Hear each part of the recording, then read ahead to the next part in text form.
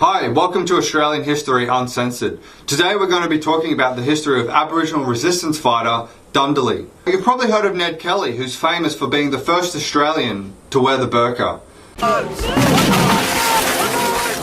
People romanticise Ned Kelly because he was someone who fought against the illegitimate authorities at the time. Dundalli is like that, except way cooler. You're probably wondering, well, mate, why do I care about some Aboriginal dude from 150 years ago, mate? I've got bills to pay, shit to do, I don't have time to think, mate. Why are you trying to make me think? Because there's a big correlation between how much history you know of your country and how nasally your voice is. People who kind of talk up here, mate, I don't really know the history, mate. You know, but as you kind of learn about the process of colonisation, your voice drops. I understand that people who identify as Aussie ass, mate, might find this story offensive. Mate, if you don't love Australia, I'll stab you. In the same way that a Christian fundamentalist might find it offensive to hear that Noah's Ark didn't actually happen. If you don't love Jesus, I'll stab you. For those people who can't handle the actual history of this country and need to desperately cling on to the commercialised identity the TV gave you. Australia, what's your favourite sport? Football. Snack? Ice. Animal? Kangaroo. And what's your favourite car, Australia? Holden. Let me see, that's football, meat pies, kangaroos and Holden cars, huh? Right. Well, you sure sound like Australia to me. We are. We do have another video just for you in the description.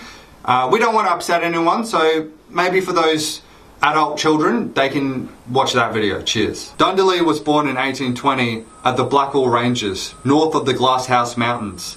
And by 1842, he was chosen by his people to lead the struggle against the Europeans. Only at the age of 22. Mate, at the age of 22, the only struggle I was leading was to get more weed. Dundalli's fate was decided at the Bora. Now, I'm not an expert on the religious practices of First Nations peoples of Australia, but in layman's term, the Bora is the collective council of regional tribes, as well as a religious ceremony in which young men transition into adulthood. They have their initiation ceremony. Now, in colonial Australia, we don't have initiation ceremonies.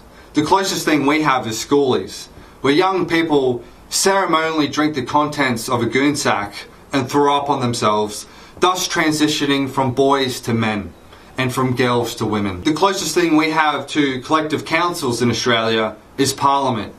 Shouting profanities at the Prime Minister. Where different business people will pay liars to represent them. So you can kind of think of a Bora as a combination of Parliament meets schoolies. Shut the fuck up!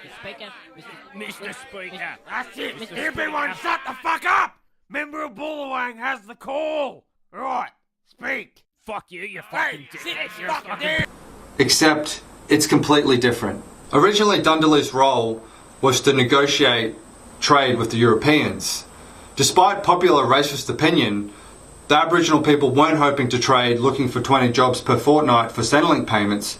No, they were hoping to trade animal meat in exchange for metal and glass, as well as hoping the Europeans would plant crops on their lands. Dundalli's role changed from negotiator to a warrior when at a sheep station in Kilcoy, the staff panicked and they poisoned some food that they left for Aboriginal people, resulting in the deaths of over 60 Aboriginal people. Now, why did the staff at the Kilcoy station decide to poison Dundalli's people? There's two theories. One theory is that Western society is based on making profits and property rights, and their motivation was to stop Dundalli's people from killing or stealing any of those sheep. Now, the other theory is a little different. You know in how there's this stereotype that people from New Zealand are sheep shaggers? Well, funnily enough, people in New Zealand have that stereotype about Australians, that we're sheep shaggers. If you thought someone was going to steal or kill your wife, wouldn't you poison them?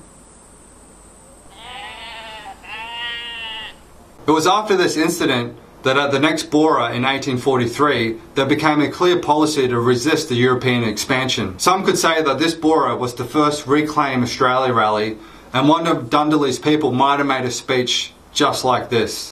I believe we are in danger of being swamped by Europeans.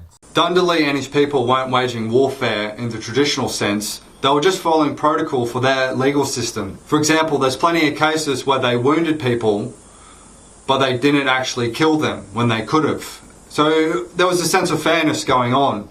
They were simply trying to issue a fine for an offence in the way that a ticket inspector might give a fine for a car parked in the wrong place. The Europeans didn't really follow those protocols. There wasn't anything honourable and fair about poisoning water holes in food. Like, if you watch the UFC and you saw like a dude win a fight by like grabbing the other dude's balls and like twisting him and poking him in the eye, you want to be like, oh, that's a fair fight, yeah.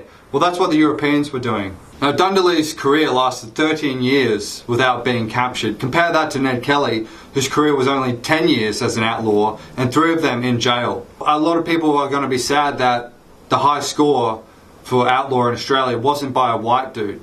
And I also feel very sad about that too as a white person. But luckily I have a little cloth here to help wipe away those tears. Just excuse me a second. Dundalli was such a feared and powerful figure at the time that almost all outrage in society was directed at him. Consider what that would have been like when just in 2015, Aboriginal football player Adam Goodes, after scoring a goal, threw an imaginary spear, and there was all this national outrage and hysteria.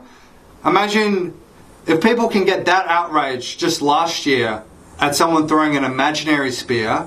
Imagine how outraged they would have been over someone throwing an actual spear 150 years ago. Dundalli was publicly executed at Post Office Square here in Brisbane. Yeah, they used to have public executions back in the day because I guess, you know, they didn't have things like Netflix or YouTube. So what are you actually going to do on a Saturday? You know, go out and watch the local public execution. Bring the kids. Dundalli was defiant right until the end. Even as they were putting the rope around his neck, he yelled out to other Aboriginal people up on the hill to avenge him and said the names of the people involved in the conspiracy to capture him. And there were reprisal attacks the next day.